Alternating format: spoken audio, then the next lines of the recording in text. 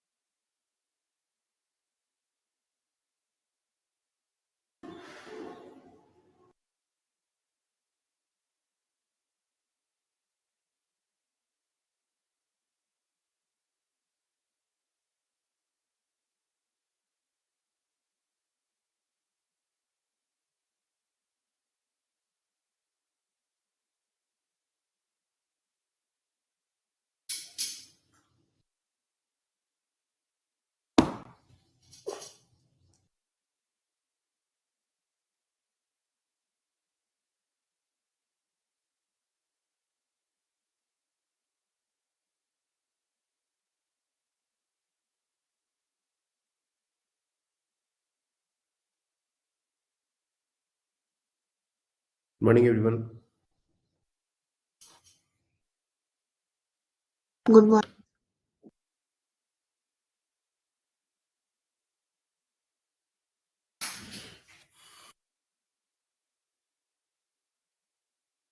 तो आज हम लोग मैकेनिकल वर्क करेंगे।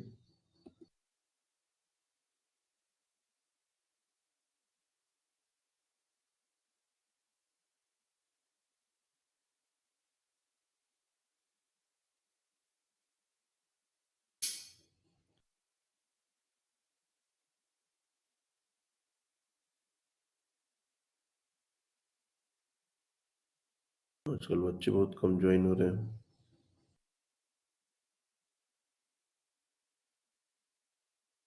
टाइम से।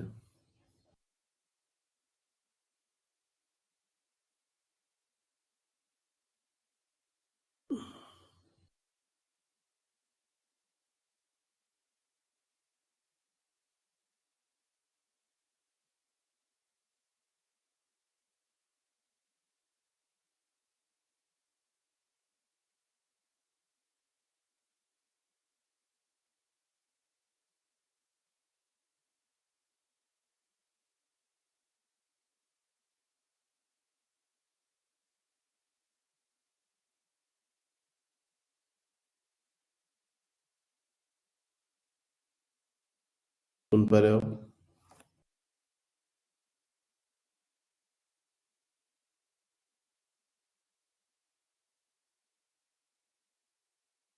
Am I audible to everyone?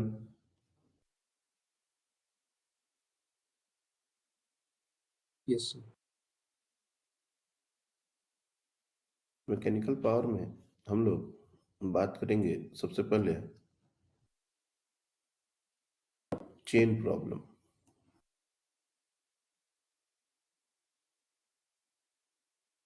वैसे तो ये मैकेनिकल पावर का पार्ट नहीं है, कंजर्वेशन ऑफ एनर्जी और वर्क डन का ही पार्ट है, बट फिर भी ये हमारा एक टेबल टॉप है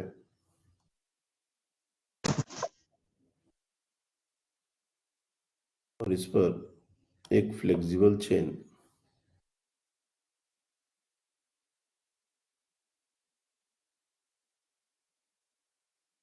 इस तरीके से हमने लटका के रखी हुई है। ये जो हैंगिंग पोर्शन है ये 1/3 हो सकता है, 1/4 हो सकता है, हाफ हो सकता है, इसका वैल्यू कुछ भी हो सकता है। टोटल चेन का मास m और लेंथ l है। The question is what is the minimum work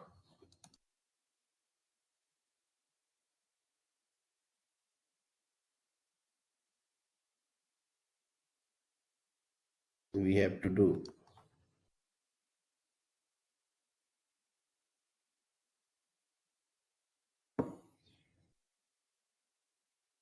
to put the entire chain on table।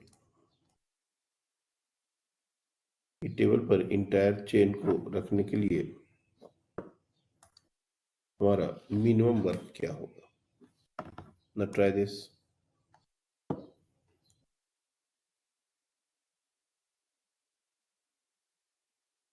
Okay,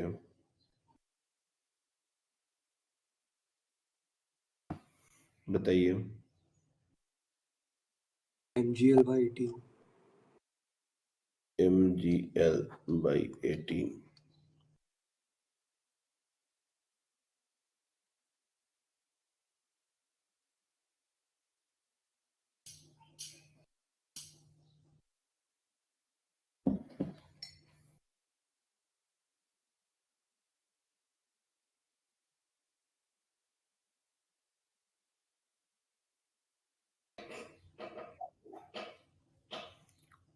हाँ, अध्याय बताएं। Yes, sir, MGL/. अच्छा, और बाकी लोग?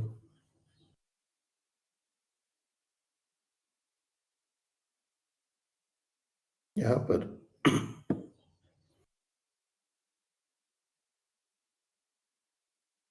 इसका एक फॉर्मूला होता है, या तो फिर हम डायरेक्ट मेथड से करेंगे, that will be a bit lengthy one. यहाँ पर डायरेक्टली एक फॉर्मूला होता है कि अगर nth part, if nth part is hanging,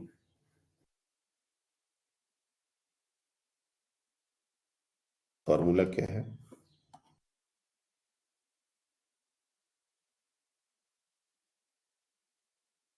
if nth part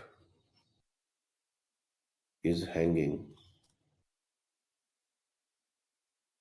then minimum work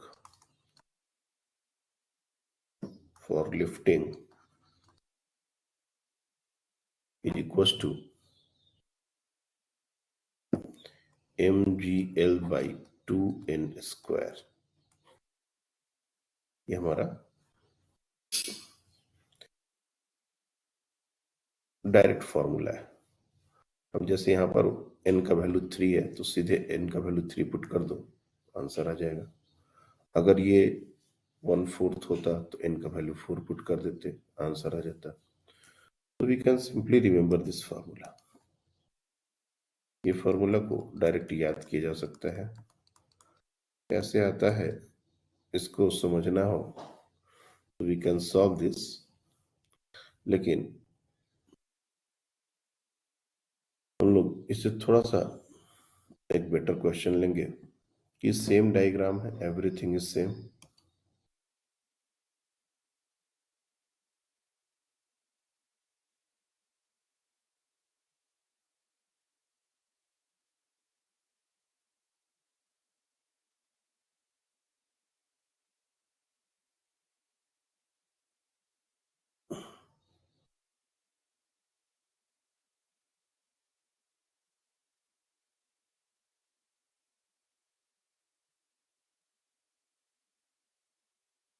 लेकिन इस बार टेबल जो है वो स्मूथ नहीं है।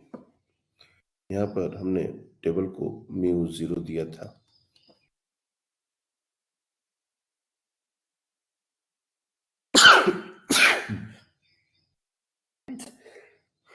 Excuse me.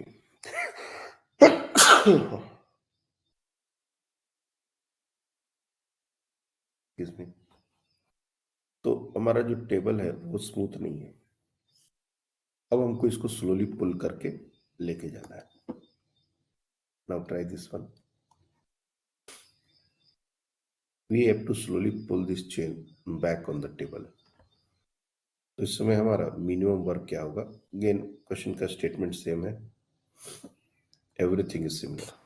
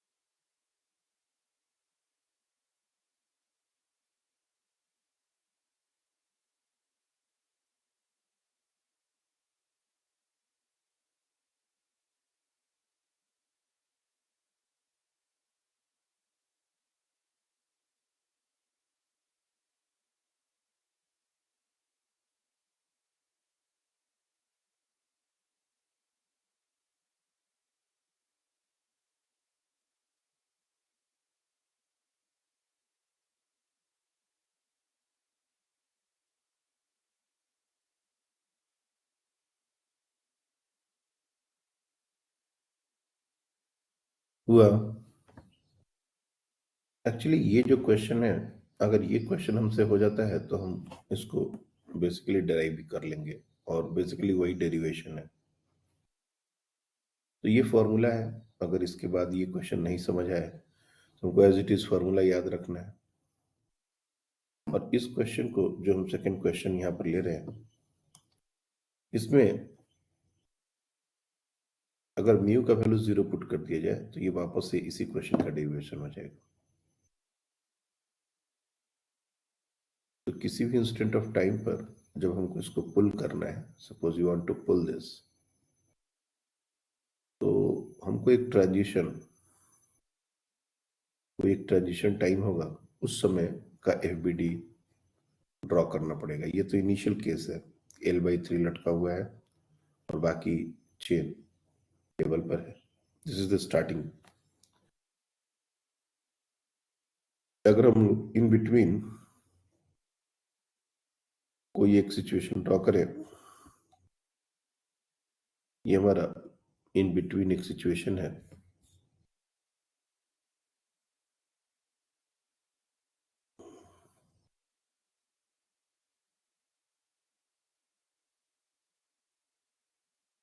जिसको हम लोग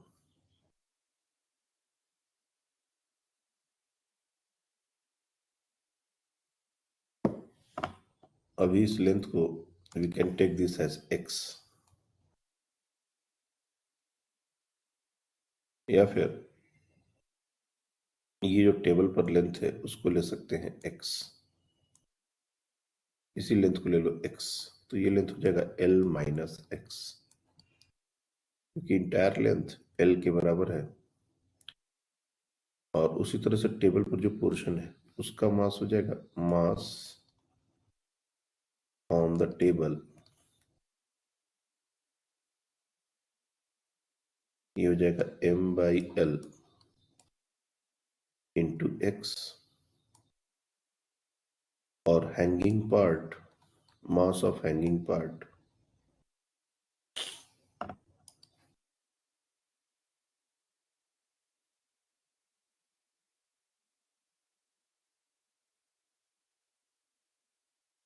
ये हो जाएगा m/l इंटू l-x। ये दोनों मास क्लियरली समझ में आ रहे हैं ये क्यों ऐसे लिए गए।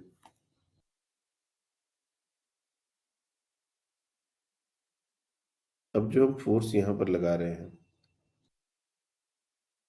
ये फ्रिक्शन जो होगा, डेफिनेटली चेन को हम लोग फॉरवर्ड डायरेक्शन में पुल कर रहे हैं तो फ्रिक्शन बैकवर्ड डायरेक्शन में लगेगा, और ये जो पोर्शन है इसका जो वेट है वो डाउनवर्ड डायरेक्शन में लग रहा होगा।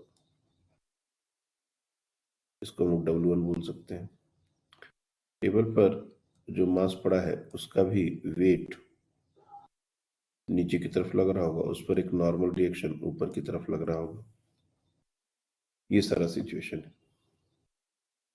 बेसिकली अप्लाइड फोर्स को फ्रिक्शन एंड वेट इन दोनों को ओवरकम करना है। इसलिए applied force at any instant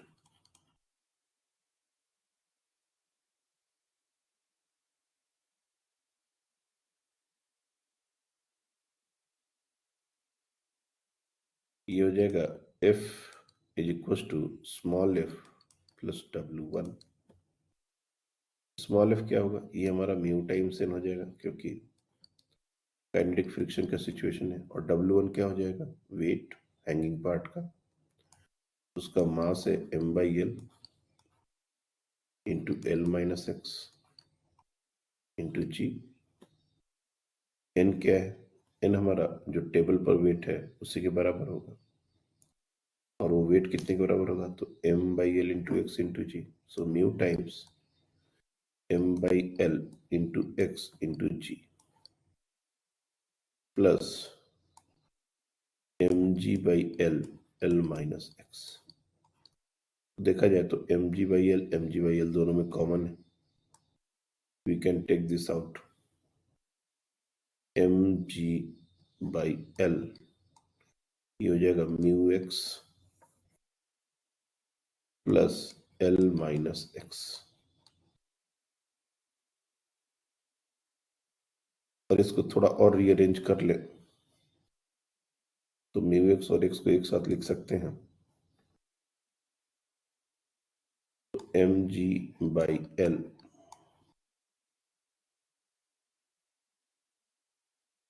x-1 और अदर μ-1 इंटू एक्स। यहाँ पर इसमें x कॉमन करेंगे तो ये हो जाएगा μ-1 इंटू एक्स प्लस l।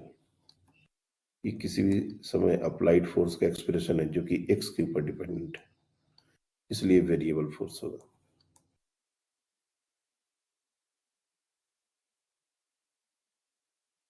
ये वेरिएबल फोर्स है, और वेरिएबल फोर्स के कारण वर्डन निकालने के लिए हमको स्मॉल डिस्प्लेसमेंट लेना पड़ता है। तो हम लोग इस केस में भी एक स्मॉल डिस्प्लेसमेंट लेंगे dx। फोर्स और डिस्प्लेसमेंट दोनों सेम डायरेक्शन में है, इसलिए वर्डन पॉजिटिव ही होगा। तो dw small work is equal to f dot dx। f हमारा है mg/l μ-1 into x plus l into dx, और टोटल वर्डन अगर निकालना हो तो we have to integrate it. अब कहां से कहां तक करेंगे, तो इनिशियल सिचुएशन में हमने जो x लिया है, the length that we have taken x, वो हमारा इनिशियली 12/3 था। दिस लेंथ वाज 12/3, और जब पूरी चेन ऊपर चली जाएगी तो ये वैल्यू हो जाएगा 0। रादर l, ये इस यहां से ये जो x का वैल्यू है वो 12/3 है, और जब पूरी की पूरी चेन ऊपर चली जाएगी तो x का वैल्यू हो जाएगा l, और जो हैंगिंग पार्ट है उसका वैल्यू हो जाएगा 0। लेकिन हमने जो x लिया है उस x के लिए लिमिट हमारा हो जाएगा 2l/3 टू l। अब यहाँ पर टोटल वर्क डन अगर निकालना चाहें तो दो टर्म हो जाएंगे, mg/l μ-1 x dx 2l/3 l plus l dx 2l/3 l। अभी इंटीग्रेशन भले ही डिफिकल्ट दिख रहा हो बट है बहुत सिंपल। mgl μ-1 ये पूरा पूरा कांस्टेंट है, μ-1 को निकाल देंगे और x dx का इंटीग्रेशन हो जाएगा x²/2 और इसका लिमिट हमको 2l/3 से l पुट करना पड़ेगा। mg/l आउटसाइड द ब्रैकेट है और यहाँ पर l कांस्टेंट होगा, dx का इंटीग्रेशन x, तो l इंटू x और यहाँ पर लिमिट पुट कर देंगे 2l/3 टू l। इस तरीके से ये पूरा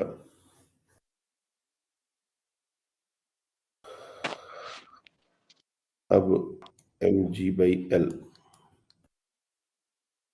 यहाँ पर μ-1 और /2 इसको कांस्टेंट की तरफ बाहर ही रखेंगे और जो बाकी टर्म्स हैं x² उसमें लिमिट पुट करेंगे l² माइनस 2l/3 का होल स्क्वायर। सिमिलरली यहाँ पर l को बाहर ही रखेंगे, l माइनस 2l/3। तो mg/l और यहाँ पर 4l²/9 l² μ-1/2 4l²/9 और l² इसको माइनस करके एक बार में ही लिखना चाहें तो ये हो जाएगा 5l²/9 प्लस यहाँ पर l/3 इंटू l, ये हो जाएगा l²/3 और फाइनली वर्डन जो है इसको थोड़ा सा रीअरेंज कर लेंगे तो l दोनों टर्म में है, इसको कॉमन करके कैंसिल आउट भी कर सकते हैं, तो mg और पहला टर्म जो होगा वो हो जाएगा μ-1 इंटू 5l/18 प्लस l/3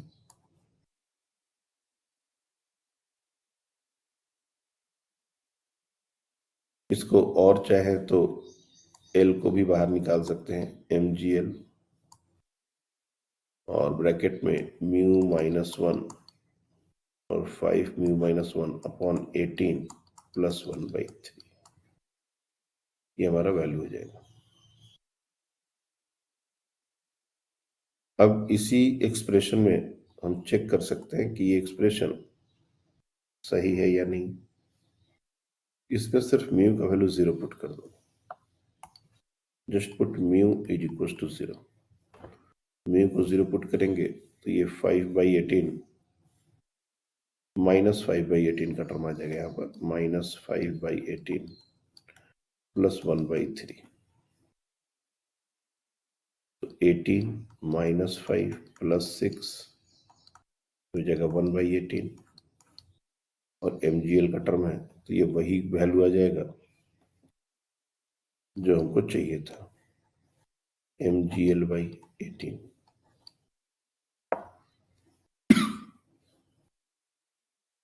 तो ये हमारा एक तरीके से फ्रिक्शन के साथ, वैसे ये रेयर है, ऐसा क्वेश्चन नहीं पूछेंगे क्योंकि ये काफी लेंदी है, इसका भी जनरल फॉर्मूला बनाया जा सकता था लेकिन जनरल फॉर्मूला और बड़ा दिखेगा, इसलिए ये अप्रोच हमने बता दी। किसी भी इंस्टेंट ऑफ टाइम पर अगर हम लोग को फर्स्ट वाले क्वेश्चन में फॉर एग्जांपल ये फॉर्मूला कैसे आया mgl/2n², तो यहाँ पर सिर्फ फ्रिक्शन को इग्नोर कर देंगे, हर जगह जो फ्रिक्शन का टर्म आया उसको हटा देंगे और हमारा सिर्फ W1 उसको इंटीग्रेट कर देंगे विद द सेम लिमिट, जो भी लिमिट हमारा आया था, तो हमारा वो फॉर्मूला आ जाएगा। तो चेन पर यही दो तरह के क्वेश्चन जनरली पूछे जाते हैं, और एक और वैरायटी जो पूछी जा सकती है, भले इसमें कहीं कंफ्यूजन है तो बताइए। Does anyone have any confusion? This is our final answer for the question. This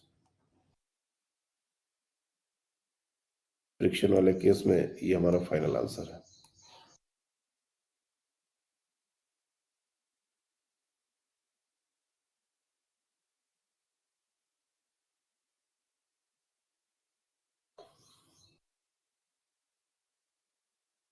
अगर इसी में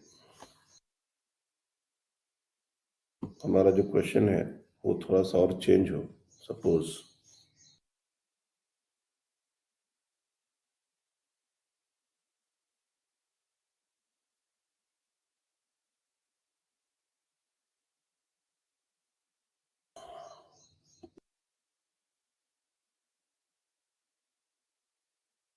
सेम सिचुएशन और यहां पर फिर से हमने म्यू को कर दिया 0 and the chain is released from rest. Question क्या है? Chain is released from rest. Find the speed of chain when the entire chain become vertical for the first time.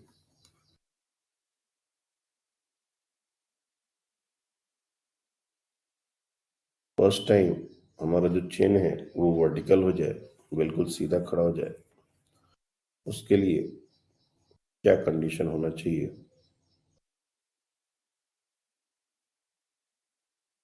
उसके लिए स्पीड क्या होगी सारी? लाइक ये नीचे सरकता हुआ चला जाएगा, अगर कोई भी फोर्स नहीं लगाएंगे तो इट विल फॉल डाउन, ऐसा नीचे सरकता हुआ जाएगा और कुछ देर के बाद ये कुछ इस तरह से इस सिचुएशन में आ जाएगा, टेबल ऑफ पोर्शन ऐसा सरकता हुआ नीचे आ जाएगा। तो उस समय इंटायर चेन की एक ही स्पीड होगी, वो स्पीड क्या होगी वही आपको बताना है।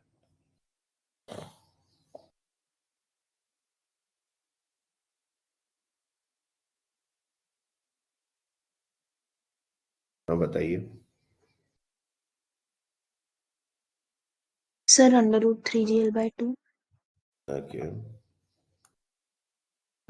√3GL/2, ये 2 भी रूट के अंदर ही है ना? हाँ सर। ओके,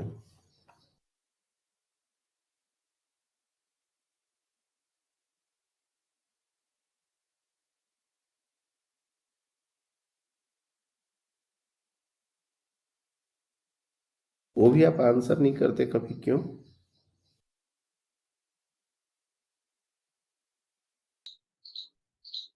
सर वो प्राची, आंसर श्योर नहीं रहते। आंसर तो खैर किसके श्योर होते हैं? अभी आद्या का ये जो आंसर है वो श्योर है क्या? पूछो तो उससे। प्राची, आपने आज तक कभी माइक ऑन किया है कभी? सिंगल टाइम, एक बार भी कभी? कुछ कुछ बच्चों को मैं देख रहा हूँ, वो कभी रिप्लाई नहीं करते, इतना सब कुछ बोलने बताने टाइम बीतने के बाद भी, and that is very discouraging. तो 2-4 बच्चे हैंड रेस करते हैं, बाकी बच्चों का आंसर अगर आता भी है तो भी नहीं रीच करते।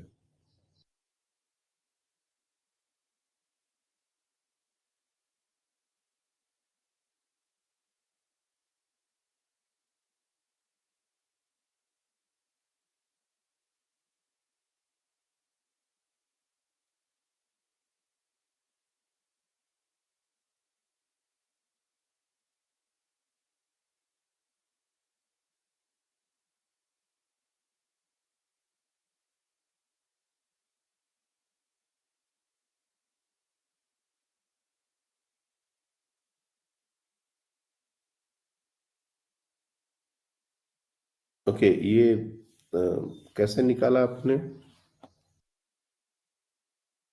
आ गया। Sir sir conservation of energy use करके।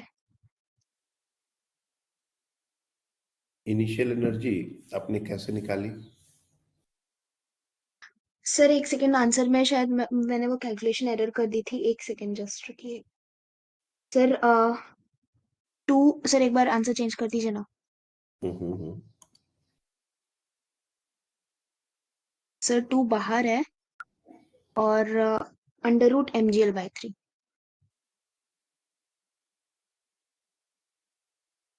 ओके, हाँ सर, तो तो इसमें मैंने final kinetic energy plus initial final kinetic energy plus final potential energy is equals to initial kinetic energy plus initial potential energy, मतलब conservation of mechanical energy. उसके बाद sir final kinetic energy मैंने ऐसी ली कि जब जो L/2L/3 मास जो है वो जब स्लाइड कर जाएगा तब उसकी हम्म, वेलोसिटी v रहेगी और उसका मास 2m/3 रहेगा। और फाइनल पोटेंशियल एनर्जी जब पूरा चेन स्ट्रेट हो जाएगा उसके बाद अ, मैंने टेबल को रेफरेंस माना था 0, तो जब वो हम्म, नीचे की तरफ पूरा खुल जाएगा तो जो सेंटर ऑफ मास रहेगा वो L/2 पर रहेगा, तो हम्म, mg L/2। ओके। उसके बाद इनिशियल इनिशियल काइनेटिक एनर्जी तो 0 थी। और kinetic energy, final, initial potential energy के बारे में कुछ? हाँ initial potential energy minus mgl/8, क्योंकि वो पहले से L/3 लेंथ नीचे लटक रहा था, तो उसी का काउंट करेंगे क्योंकि मैंने टेबल पे रेफरेंस माना था। ओके, और किसी का आंसर है कुछ? Anyone want to answer?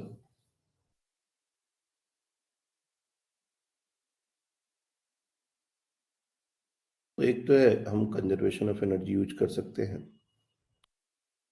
लेकिन कंजर्वेशन ऑफ एनर्जी यूज करने में हमको सेंटर ऑफ मास इसकी जरूरत पड़ेगी, और चूंकि हमने सेंटर ऑफ मास पढ़ा नहीं है,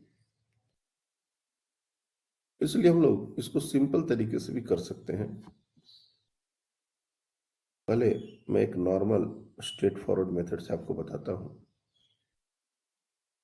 और उसके बाद अगर जरूरत पड़ी तो कंजर्वेशन ऑफ एनर्जी से ही अपन कर लेंगे। कि किसी भी इंस्टेंट ऑफ टाइम पर, क्योंकि ये चेन सरक रही है, तो मान के चलेंगे कि किसी भी इंस्टेंट ऑफ टाइम पर जब एक्स पोर्शन लटक रहा होगा, definitely this x is greater than L/3। उस समय, क्योंकि इस पोर्शन पर सिर्फ ग्रेविटी का ही वर्क है, यहाँ पर जो फोर्सेस हैं वो परपेंडिकुलर, क्योंकि चेन ऐसी जा रहा है, और इसका जो वेट है और जो नॉर्मल है, इनके कारण कोई वर्क डन होगा नहीं। तो जो भी पोर्शन लटक रहा है उसका जो वेट है W1, इसी के कारण जो भी वर्क डन होना है, अगर एक्स पोर्शन लटक रहा है तो हम लोग को उसका वेट कितना होगा W1, that will be simply m/l into X into g, यही हो जाएगा वो वेट W1। और अगर उसको स्लाइटली डिस्प्लेस करें dx से,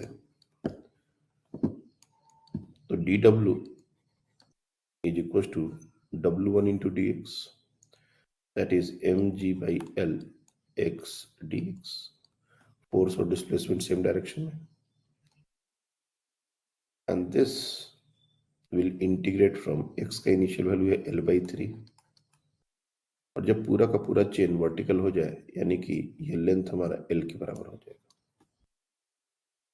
तो यहां से W is equal to mg/l, और ये x dx का इंटीग्रेशन हो जाएगा x²/2, लिमिट पुट कर देंगे L/3 टू L, तो mg/2L, और ये अगर लिमिट्स पुट किए जाए तो L² माइनस L/3 का स्क्वायर, तो यू विल सी ये L square minus L square by 9, 8 L square by 9, 2 से कैंसिल आउट होगा, ये हो जाएगा mg by 2l into 8 L square upon 9, 2l से ये 4l टाइम्स में जाएगा, ये हो जाएगा 4mgl अपॉन 9। ये हमारा वर्क डन हो जाएगा। और वर्क एनर्जी थ्योरम से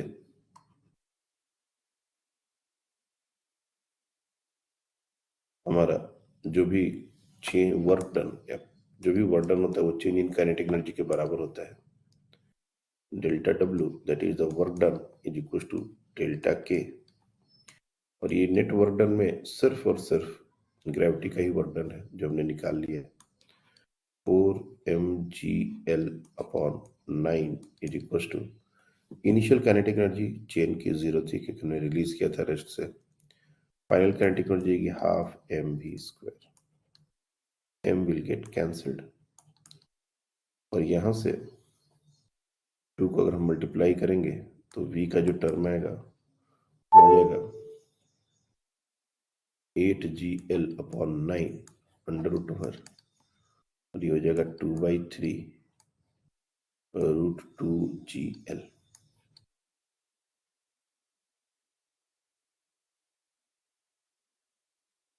m का टर्म आएगा ही नहीं बच्चे, ये आंसर रॉन्ग हो रहा है। सॉरी सर, वो एम का टर्म कट गया था, वो मैंने एम बोल दिया, एम का टर्म बट कटा हुआ था। बट फिर भी आंसर में मिसमैच है। टू सर जो बाई मैंने बोला था उसमें मिस्टेक कहाँ थी? मैं वो भी कर के बताता हूँ। तो सबसे पहले तो डायरेक्ट मेथड से भी अगर करें तो हमको उतने ही काम करने पड़ेंगे, और कंजर्वेशन ऑफ एनर्जी से भी अगर करें तो वी कैन डू, उसमें थोड़ा सेंटर ऑफ मास का कॉन्सेप्ट आएगा, लेकिन हम इंटीग्रेशन से बच जाएंगे। We don't have to integrate. पहले तो एक आंसर हमने ये निकाला है, इसको सबसे पहले आप ले लीजिए। और ये जितने भी मैंने L/3 के लिए किए हैं इन सबको nth part of the chain is hanging ऐसा किया जा सकता है, और सबके लिए एक एक फॉर्मूले बनाए जा सकते हैं। लेकिन ऐसे तो इतने फॉर्मूले बनेंगे कि गिरने पर वेलोसिटी का फॉर्मूला अलग, फ्रिक्शन वाला फॉर्मूला अलग, बिना फ्रिक्शन वाला फॉर्मूला अलग। इसलिए इतना सारा कुछ डिस्कस करने का पॉइंट सिर्फ एक ही है कि ये कॉन्सेप्ट ही हमको समझ में आ जाए, हमको कैसे एक्स डिस्टेंस पर जब ट्रेन हो तो क्या वैसे वर्डन लेना है, कैसे फोर्स निकालना है। ये सारी बातें अगर हमको समझ में आ जाएंगी तो हमको फिर फॉर्मूला याद करने का जरूरत नहीं पड़ेगी। एक सबसे सिंपल इजी वाला फॉर्मूला है ये वाला, ये बहुत फ्रीक्वेंट यूज होने वाला फॉर्मूला है जो सबसे पहले हमने दिया था mgl/2n²। This is a very common question, लेकिन इसके बाद के जो क्वेश्चन है वो कॉमन नहीं है, और इसके लिए फॉर्मूला याद करना इज नॉट सुटेबल। कंफ्यूजन है कि कौन का कौन सा फॉर्मूला था। इसका जो दूसरा तरीका है वो है एनर्जी के कंजर्वेशन ऑफ एनर्जी, क्योंकि यहाँ पर सिर्फ ग्रेविटी का ही फोर्स है, फ्रिक्शन नहीं है, अदर फोर्सेस के कारण वर्डन 0 है, तो हम लोग डायरेक्टली कंजर्वेशन ऑफ एनर्जी लगा सकते हैं। तो क्या करेंगे,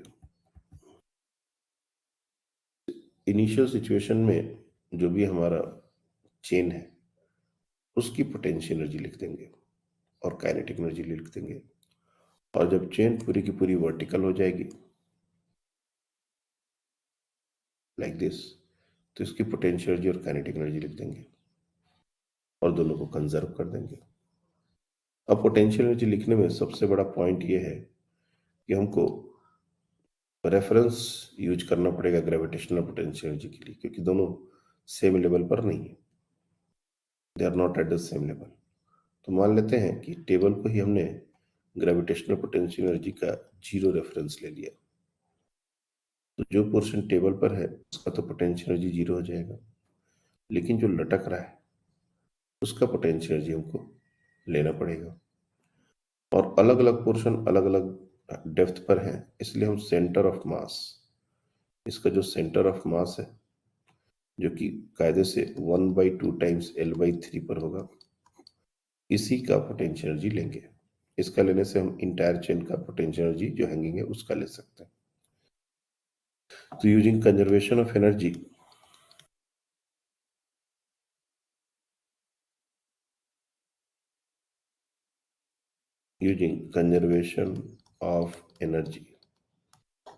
इनिशियल काइनेटिक एनर्जी तो हमारा 0 है, पोटेंशियल एनर्जी के नाम पे ऊपर वाले पोर्शन का 0 और नीचे वाले पोर्शन का जो मास है वो इफेक्टिवली L/6 डिस्टेंस पर है, तो उसका मास है m/3, 1/3 पोर्शन लटका हुआ है।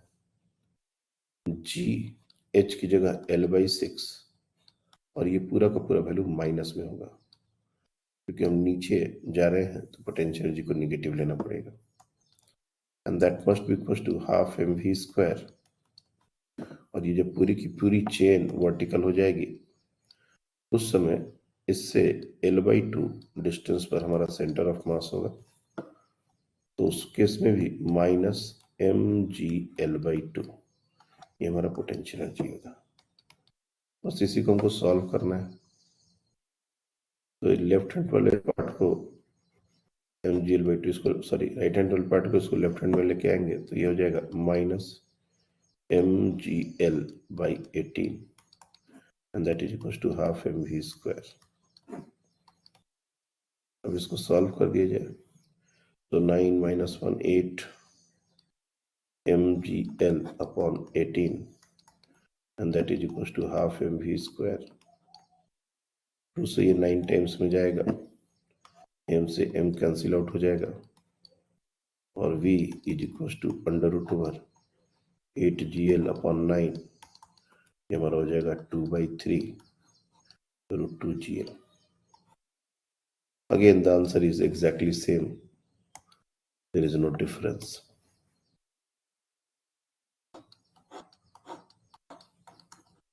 अगर हमको एनर्जी कंजर्वेशन वाला मेथड समझ में आता है we can go by this method. अगर हमको वर्क डन वाला मेथड समझ आता है we can go by that method. और अगर हमको लगता है कि हमको फॉर्मूले बनाने हैं तो हम लोग हर एक केस के लिए जो हमने L/3 लिया था 3 की जगह n डालना है, और हर जगह जहां जहां 3 दिख रहा है वहां वहां n डालोगे, entire expression will be in terms of n and that will be the formula. जैसे यहाँ पर 3 है तो बस 3 की जगह n डालना है, जहां जहां यहाँ पर L/2n तो L/2n डालना होगा। तो इस तरीके से ये हमारा पूरा एक फॉर्मूले में कन्वर्ट हो जाएगा। लेकिन हर केस के लिए फॉर्मूला बनाना ये समझदारी नहीं है, बहुत सारे छोटे छोटे चेंजेस हो सकते हैं, इसी में फ्रिक्शन भी डाला जा सकता है। अब यही सिचुएशन है, चेन स्लाइड कर रहा है और यहाँ पर एक फ्रिक्शन का भी टर्म डाला जा सकता है, अब के स्पीड होगा, उस केस में कंजर्वेशन ऑफ एनर्जी नहीं लगा सकते, तो हमको वापस इसी केस में जाना पड़ेगा। फ्रिक्शन लगेगा तो फ्रिक्शन के कारण भी वर्डन काउंट करना पड़ेगा, यहाँ पर सिर्फ mg और W1 के कारण वर्डन काउंट करना पड़ रहा है।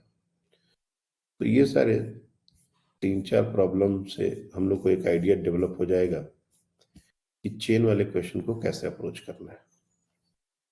इन चारों क्वेश्चन को भी अगर तुम बार बार 2-3 बार अलग अलग डेटा लेके कर लो तो तुम्हारा काम हो जाएगा। नाउ हम लोग बात करते हैं मैकेनिकल पावर।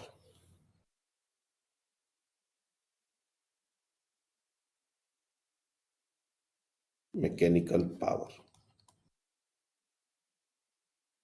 क्या है? Mechanical power, mechanical power basically rate of doing work, इसको बोला जाता है रेट ऑफ डूइंग वर्क।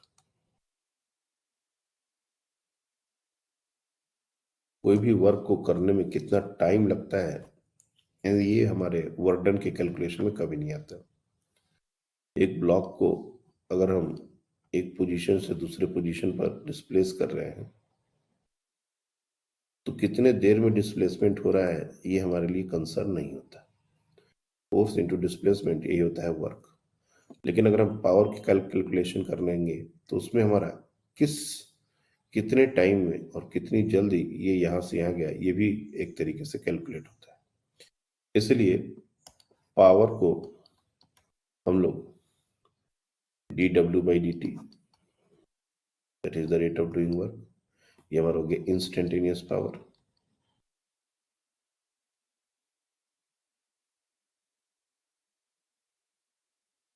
और इसी को average power, this is the symbol for average, ये हमारा हो जाएगा delta W upon delta T. तो जो भी वर्क हुआ है अगर वो डेल्टा टी टाइम में हुआ है तो डेल्टा टी से डिवाइड कर देंगे, वही हमारा हो जाएगा एवरेज पावर। इसका यूनिट, ये भी एक स्केलर क्वांटिटी है, power is also a scalar quantity, और इसका ऐसा यूनिट होता है वॉट।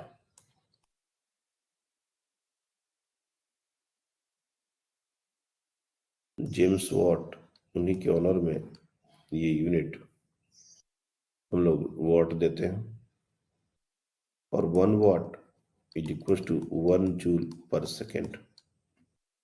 इसमें किलोवाट, मेगावाट, ये भी हमारा एनर्जी कॉमन होता है।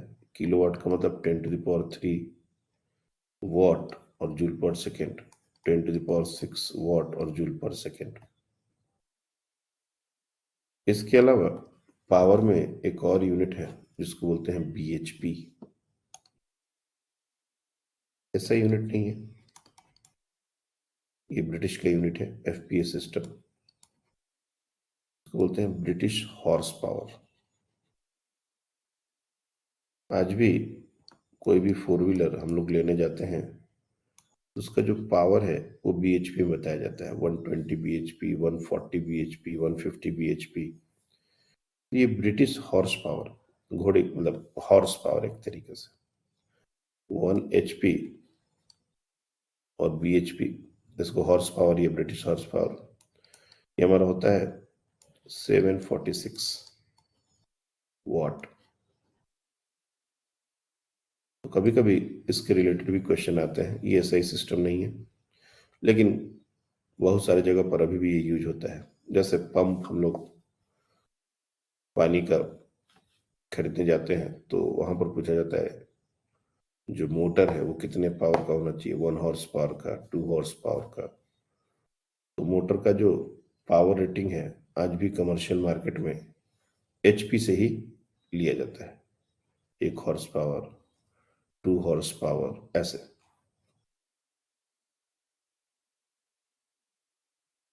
पावर रिलेटेड एक तो बहुत सिंपल सिंपल क्वेश्चन बनेंगे, वर्क डन है, टाइम है, डिवाइड करके पावर निकाल दिया।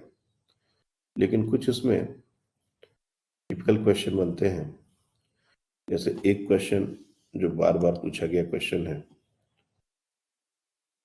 कि पावर का पहले एक और फॉर्मूला, ये dw/dt और डेल्टा w/डेल्टा t, ये तो फॉर्मूला है ही, लेकिन ये जो फॉर्मूला है dw/dt, इसको एक बार और रियलाइज कर लो। इंस्टेंटेनियस पावर जिसको बोलते हैं,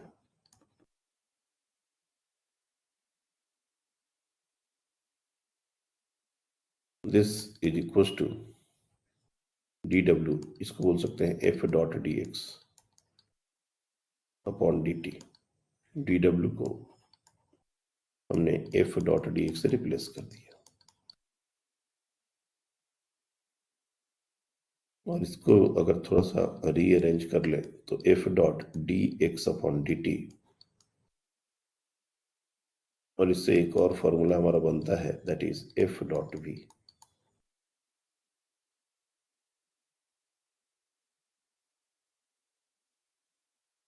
तो फोर्स एंड वेलोसिटी का डॉट प्रोडक्ट, अगर दोनों सेम डायरेक्शन में रहे तो पावर डिलीवर्ड पॉजिटिव, अगर अपोजिट डायरेक्शन में रहे नेगेटिव, 90 डिग्री, 0। ये सारे केसेस वर्डन में हमने देखे हुए हैं। ये भी बहुत इंपॉर्टेंट फार्मूला है, बहुत सारे क्वेश्चन में डायरेक्टली इसको यूज करते हैं।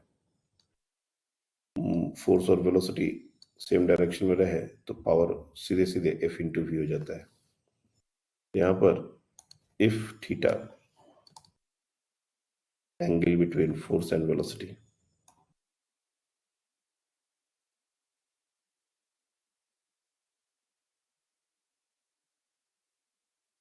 इज इक्वल टू 0, उस समय जो पावर का फॉर्मूला होगा वो सिंपली F इंटू वी हो जाएगा। मैं क्वेश्चन में डायरेक्टली ये फॉर्मूला भी हम लिखते हैं।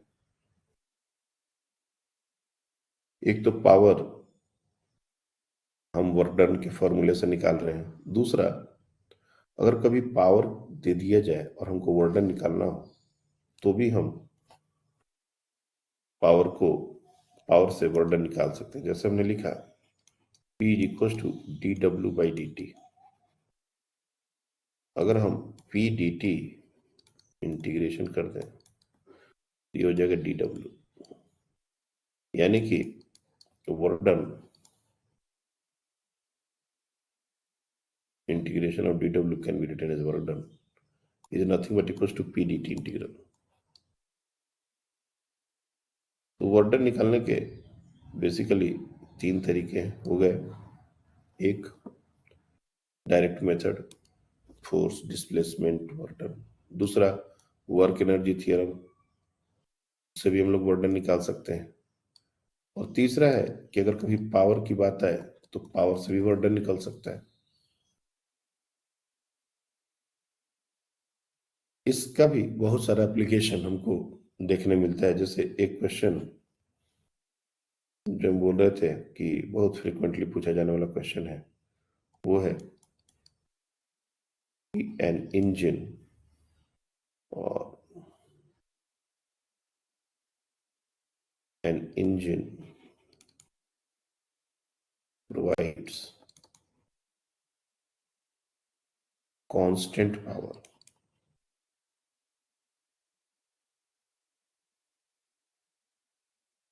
to a car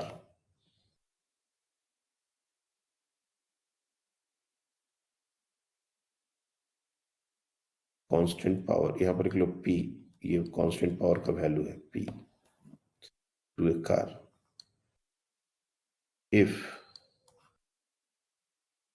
car is starting from rest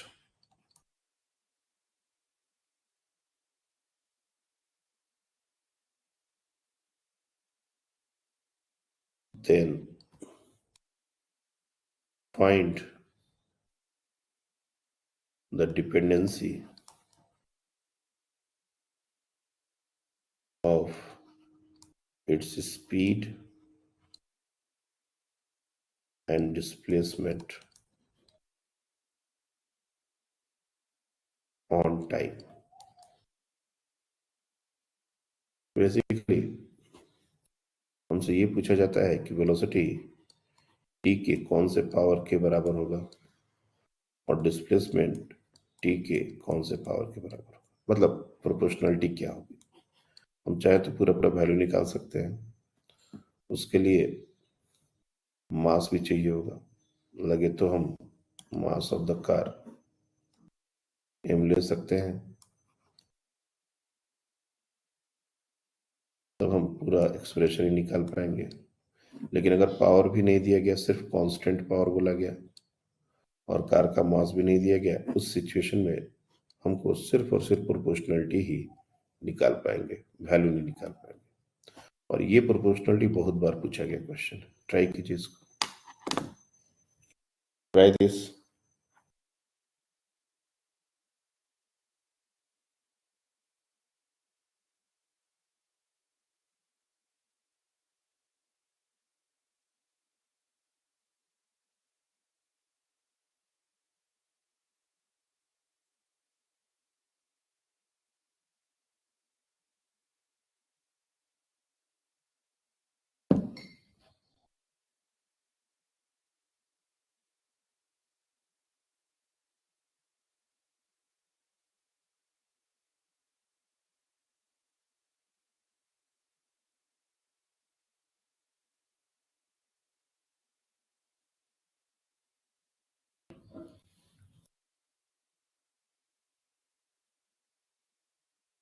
हाँ बताइए। Sir, x is directly proportional to t raised to the power 3/2. Okay,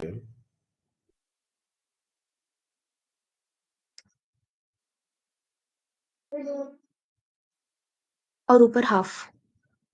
okay, आप या आप बताएं। सर मेरा सेम ही। ओके, नूपुर आप बताएं। सेम है सर। बढ़िया। Anyone got the different answer? Shravani? Anyone got the different answer than this? No sir.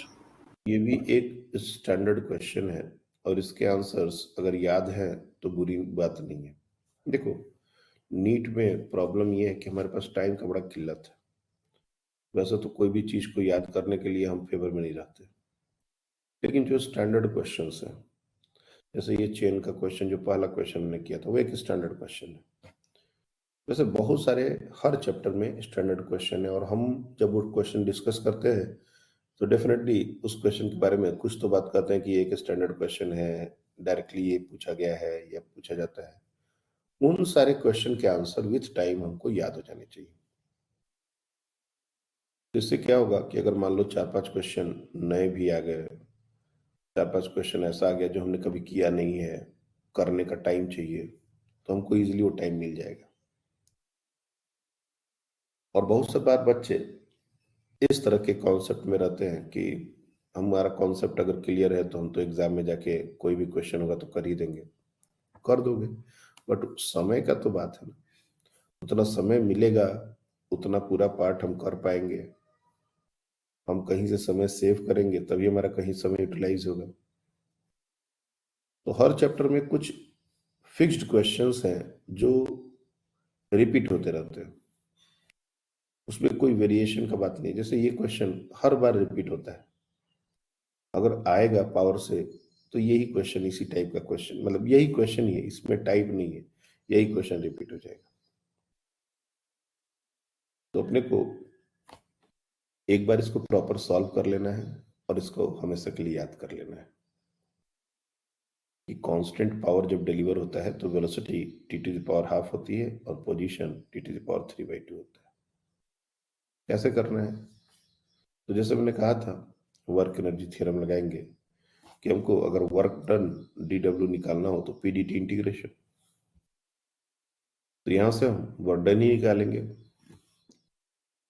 और पावर कांस्टेंट होने की वजह से pdt इंटीग्रेशन में p कांस्टेंट की तरह बाहर आ जाएगा और ये सिंपली p इंटू टी हो जाएगा।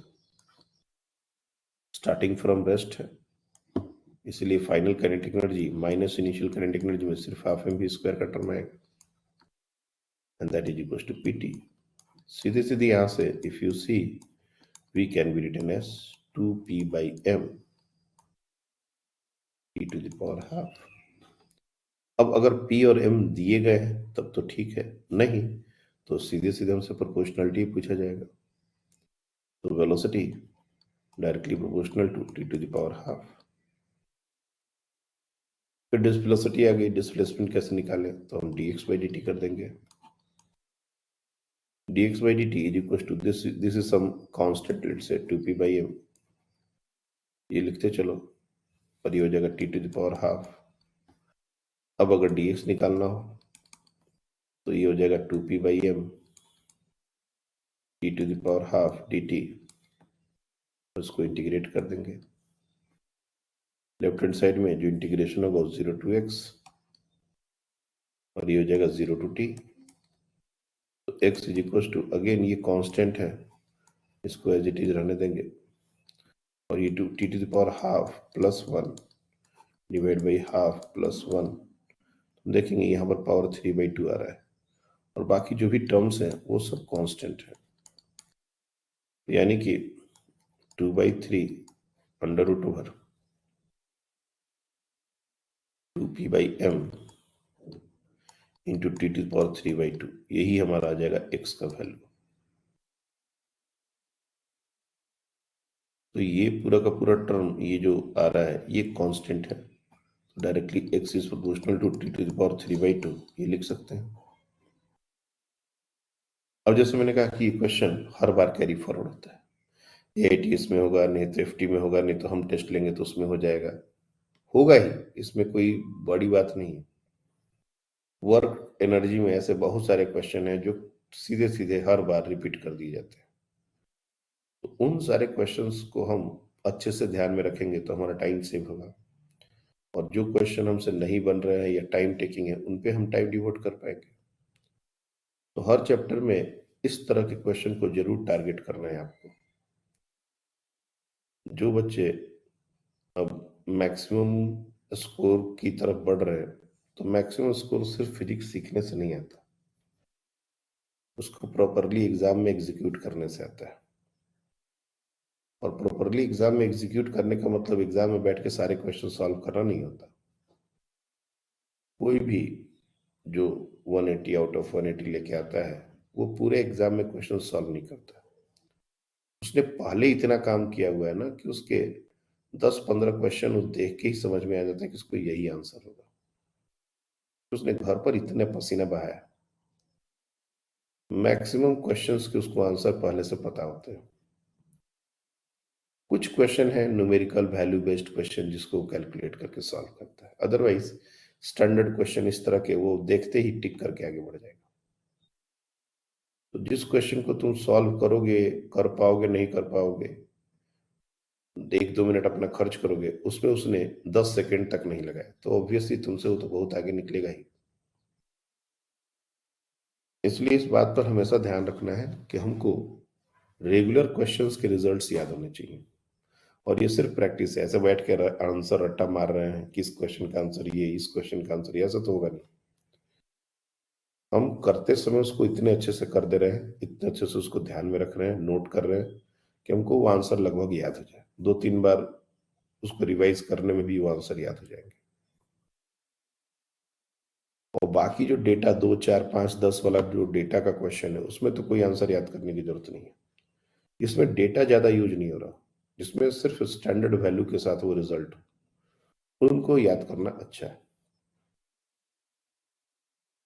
अब ये जो चेन वाले प्रॉब्लम्स हैं, ये L/3 क्लेम ने किया है, कोई जरूरी थोड़ा नहीं कि L/3 में ही आए हर बार। लेकिन अगर हम L/n के लिए कर दें तो n के टर्म्स में सारे फॉर्मूले ही बनेंगे एक तरीके से देखो तो।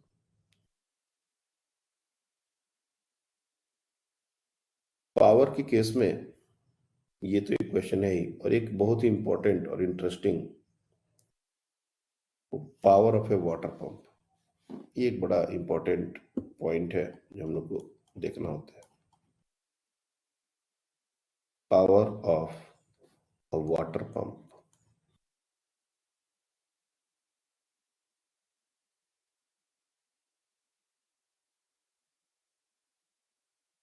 बहुत बार इसमें बच्चे कंफ्यूज होते हैं और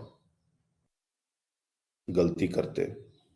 नॉर्मली एक वाटर पंप का काम क्या होता है, अगर हम देखें तो एक वाटर पंप जो है, बहुत तरह के पंप होते हैं, इसमें कोई दो राय नहीं है। आजकल तो सबमर्सिबल पंप भी आने लगे हैं। बेसिकली इनके अंदर क्या होता है, एक इस तरह का एक व्हील होता है जो वैक्यूम क्रिएट करता है, और इसको एक मोटर से रोटेट किया जाता है, और ये जमीन से पानी उठाता है और इसको किसी हाइट पर पहुंचाता है। इसका जो पूरा प्रोसेस है, अगर उसको देखना हो तो इस तरीके से समझ सकते हैं।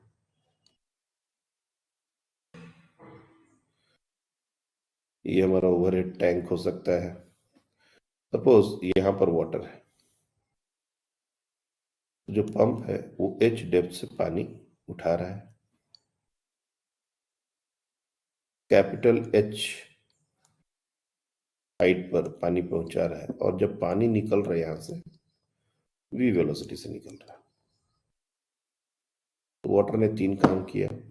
एक, इस पानी को लिफ्ट किया, उसको वापस से लिफ्ट करके ऊपर पहुंचाया, और उसको एक वेलोसिटी प्रोवाइड करी। इसका जो टोटल वर्क अगर हम देखें, if m amount of water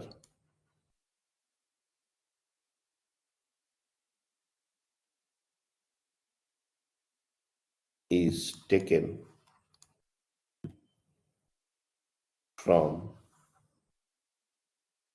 ये बॉटम लेवल है, बॉटम टू टॉप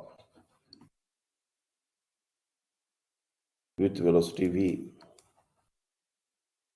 ये हमारा v वेलोसिटी से अगर निकल रहा हो तो टोटल वर्क डन कितना हो जाएगा? तो टोटल वर्क डन में यहां से ऊपर खींचना mgh, उसको ऊपर पहुंचाना mg कैपिटल H, और उसको वेलोसिटी प्रोवाइड करना हाफ mv स्क्वायर। ये तीनों काम पंप ही कर रहा है।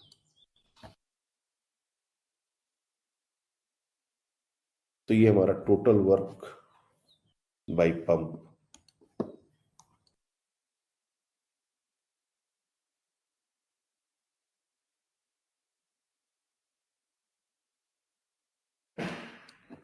अब इसमें अगर पावर निकालना हो तो ये हमारा rate of doing work TW/dt, इस पूरे एक्सप्रेशन को अगर डिफरेंशिएट करेंगे तो हम देखेंगे GH v स्क्वायर बाई 2, ये सब कांस्टेंट है, कांस्टेंट वेलोसिटी से ये पानी बाहर फेंक रहा है। तो इसमें GH plus G capital H plus v square by 2, ये सब कांस्टेंट करके हम dm/dt, ये rate of water deliver, 1 second में कितना पानी बाहर निकल रहा है, इसको हम लिख सकते हैं रेट ऑफ वाटर डिलीवर्ड, और इसका यूनिट हो जाएगा kg पर सेकेंड। अब सारे क्वेश्चन में स्मॉल h कैपिटल H भी सब हो ऐसा कोई जरूरी नहीं है, ये हमारे एक स्टैंडर्ड फॉर्मूला है। अब किसी क्वेश्चन में सिर्फ h डेप्थ से पानी को पुल करना होगा, कैपिटल H होगा ही नहीं, सीधे यही पानी देना होगा। किसी केस में ऐसा हो सकता है कि पानी को पुल करना ही नहीं है, यही से पानी को उठाना है और भी वेलोसिटी से प्रोवाइड करना है। किसी में सिर्फ ऊपर पहुंचाना है। तो इनमें से H, कैपिटल H और V ये क्वेश्चन के अनुसार जीरो लिए जा सकते हैं। हमको क्वेश्चन पढ़ के समझ आएगा कि इसमें किसको जीरो लेना है। अगर वेलोसिटी का जिक्र नहीं है तो उसको जीरो ले लेंगे, अगर कितने हाइट तक पहुंचाना है उसका जिक्र नहीं है तो उसको जीरो ले लेंगे, कितने डेप्थ से पानी को उठाना है अगर इसका जिक्र नहीं है तो उसको जीरो ले लेंगे। तो ये इंडिविजुअली तीनों टर्म होंगे ऐसा कोई जरूरी नहीं, ये स्टैंडर्ड रिजल्ट है, ये स्टैंडर्ड फंक्शन है। लेकिन ऐसा भी नहीं है कि हमारा सारा पंप ऐसा ही वर्क करता है। बहुत सारे पंप ऐसे होते हैं जो सीधे बारिश में पानी कलेक्ट हो गया तो यहां से उसको बाहर निकाल के फेंकते हैं, उसमें कोई नीचे से पानी खींचने का बात नहीं होता। सिमिलरली कोई ऐसे भी पंप है जैसे ट्यूबवेल होता है, वो नीचे से पानी को खींचता है और सीधे यहीं पर फेंक देता है पानी को, इसको ऊपर नहीं पहुंचाता। तो अलग अलग तरह के पंप होते हैं। क्वेश्चन में कैसा पंप हमको दिया जाएगा वो हमारे कंसर्न नहीं है, ये फॉर्मूला है, इसके में क्या क्या जीरो होगा यही मेन हमारा पॉइंट है। किसी क्वेश्चन में स्मॉल है जीरो हो सका, किसमें कैपिटल है जीरो हो गया, भी जीरो हो गया, वेलोसिटी का जिक्र तक नहीं है। लेकिन एक क्वेश्चन है जो बार बार इसमें रिपीट होता है, जैसे ये स्मॉल एच और कैपिटल एच जीरो हो गए, यानी कि पानी कहीं यहीं पर रखा हुआ है और यहीं से हमको पाइप से पानी बाहर निकाला जा रहा है। काइंड ऑफ पानी हमारा सेम लेवल पर रखा हुआ है और यहां से पानी भी वेलोसिटी से बाहर निकल रहा है। उस समय अगर हमको पावर और आउटपुट ऑफ वाटर को n टाइम्स करना हो तो पावर को कितने टाइम्स से इंक्रीज करना होगा, ऐसा क्वेश्चन पूछा जाता है। और उसमें हाइट वगैरह का जिक्र नहीं होगा। क्वेश्चन का स्टेटमेंट क्या होता है, if we want to increase the output by n times, by what factor, power of pump should be increased.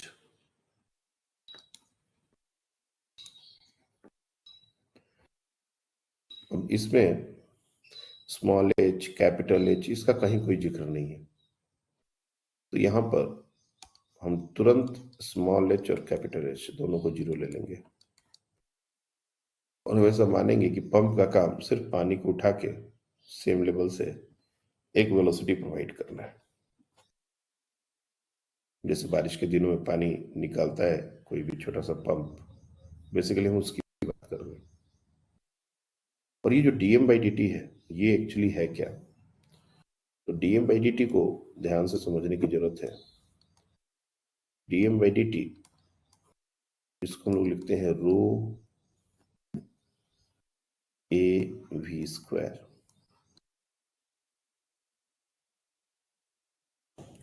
ये रो ए वी स्क्वायर कैसे आता है, ये थोड़ा सा समझने का जरूरत है। एंड ये क्या क्या टर्म है? ये रो है डेंसिटी,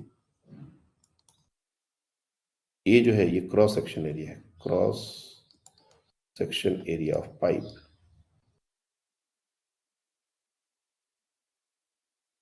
यहाँ बोलो। सर वो रो ए वी चाहिए ना?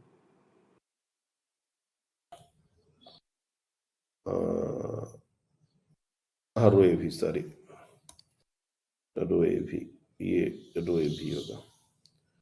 और ये हमारा वेलोसिटी जिससे वो पानी बाहर निकल रहा है, वो स्पीड। कैसे आता है, थोड़ा सा इसको समझने की जरूरत है। वैसे अगर नहीं भी समझ आता है तो ये अगली बार फ्लूइड मैकेनिक्स में डिस्कस होगा और वहीं से इसको समझ लेंगे। न्यूटन्स लॉ में भी हमने इसको यूज किया हुआ है। ये हमारा पाइप है जिसका क्रॉस सेक्शन एरिया है A, this is the cross section area A, और यहां से पानी निकल रहा है and that is coming out with velocity v। तो 1 सेकेंड में कितना पानी बाहर निकलेगा, यही होता है volume flow rate. Volume flow rate हम क्या करते हैं, v लेंथ का ही पाइप कंसीडर करते हैं। इसके अंदर जितना भी लिक्विड होगा वो 1 सेकेंड में बाहर निकल जाएगा, क्योंकि v लेंथ है और इसका वेलोसिटी भी v है।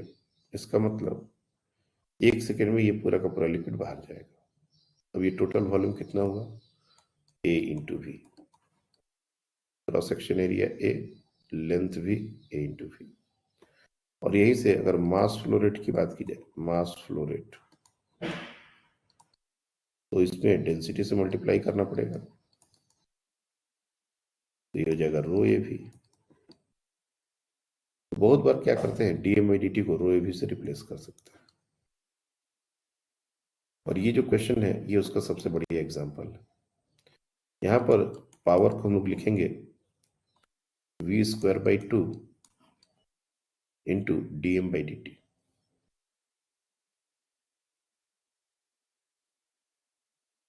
और dm/dt को हमने रो ए वी ऐसा लिखा हुआ है। तो देखोगे तो v²/2 रो ए वी इस तरह से लिख देंगे तो ये पूरा का पूरा एक्सप्रेशन हो जाएगा रो a/2 VQ। अब कह रहा है कि आउटपुट को you want to increase the output by n times. Output को n टाइम्स कैसे कर सकते हैं, ये तो तभी होगा जब वेलोसिटी को n टाइम्स करना पड़ेगा। पर सेकेंड कितना पानी बाहर निकल रहा है, इसको हमको n टाइम्स अगर करना है तो वेलोसिटी को ही n टाइम्स करना हो। और वेलोसिटी से पावर का क्या रिलेशन है, q टाइम्स से। सीधे सीधे हम बोल सकते हैं कि power is directly proportional to VQ। बाकी ये कांस्टेंट है। और अगर आउटपुट को n टाइम्स करना है तो वेलोसिटी को n टाइम्स करना होगा। इसका मतलब power will become nq times. Power should be increased to nq times.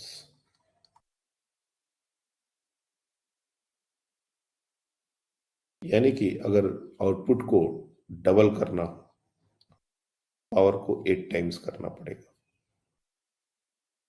Output को अगर 3 गुना करना है तो 27 टाइम्स पावर को बढ़ाना पड़ेगा। तो बेसिकली ये हमारा एक स्टैंडर्ड क्वेश्चन है, बहुत बार वाटर पंप से ये क्वेश्चन पूछा गया है। इसके अलावा नीचे से उठाना, ऊपर पुट करना, इसके भी क्वेश्चंस हो सकते हैं, कोई बड़ी बात नहीं। बट ये वाला एक स्टैंडर्ड क्वेश्चन है जिससे पावर को directly proportional to V Q, और अगर आउटपुट बढ़ाना हो तो हमको उसका क्यू टाइम्स पावर को इंक्रीज करना पड़ेगा। ये चीज समझ में आनी चाहिए।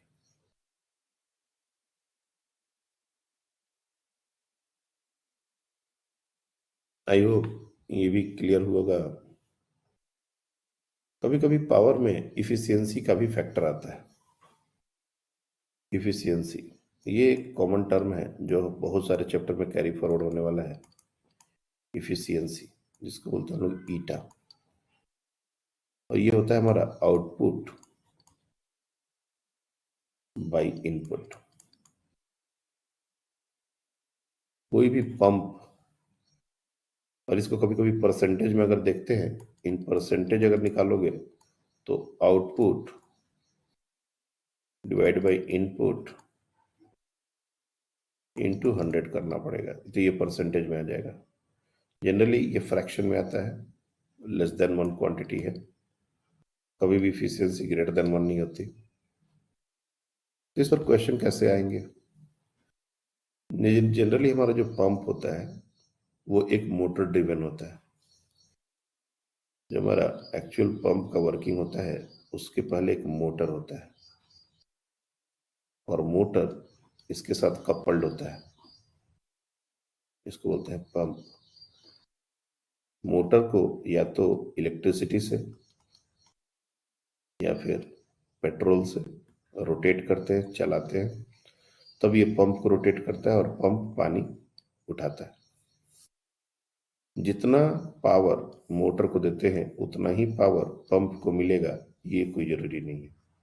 या फिर जितना पावर हमने मोटर को दिया और मोटर ने पंप को दिया, पंप उतना ही आउटपुट वर्क देगा, ऐसा कोई जरूरी नहीं। तब बात आ जाती है इफिशियंसी की। तो जैसे मान लो 1500 वाट का मोटर है और इफिशियंसी है 80%। इसका मतलब कि 1500 वाट जो मोटर ने पंप को दिया उसका सिर्फ 80% ही आउटपुट हमको मिलेगा। मतलब इस सिचुएशन में output power will be 80% of 1500, यानी 1200 वाट का ही हमको आउटपुट मिलेगा। पंप जो भी पावर जनरेट करेगा वो 1200 वाट ही होगा। तो कभी कभी एक आध क्वेश्चन में इफिशियंसी भी डाल दिया जाता है, बाकी नहीं बोला गया है। तो जितना पावर पंप का है, मोटर का है, उतना ही पंप डिलीवर करेगा, उसमें कोई दिक्कत नहीं है। ये कुछ पर्टिकुलर क्वेश्चंस में कभी कभी डालते हैं इफिशियंसी। तुमको समझ में आना चाहिए कि इफिशियंसी का मतलब क्या होता है। आउटपुट डिवाइड बाय इनपुट, हमेशा यही फॉर्मूला होता है। तो इनपुट का जो भी परसेंटेज है वही हमारा आउटपुट पावर होगा। तो इस तरीके से ये हमारा वर्क एनर्जी पावर का जो रिमेनिंग पार्ट था वो कंप्लीट हो गया। इसके बाद कोलिजन है, that is not the part of work energy, वो इसमें दिया गया है बट वो इसका पार्ट नहीं है। तो कोलिजन हम लोग नेक्स्ट क्लास में स्टार्ट करेंगे। और कोलिजन भी कुछ लिमिटेड क्वेश्चंस ही कोलिजन के आते हैं, बहुत ज्यादा कोलिजन भी आपका नहीं आता। तो हम लोग कोलिजन देखेंगे, लेकिन उसके पहले आप लोग वर्क एनर्जी के सारे क्वेश्चंस मॉड्यूल के, और हमने कल शेयर भी किया है आपको क्वेश्चन बैंक, उसके कर लीजिए। आपका जो कमिंग टेस्ट होगा वो वर्क एनर्जी पर ही होगा, कोलिजन उसमें नहीं आएगा। That's all for today. Thank you.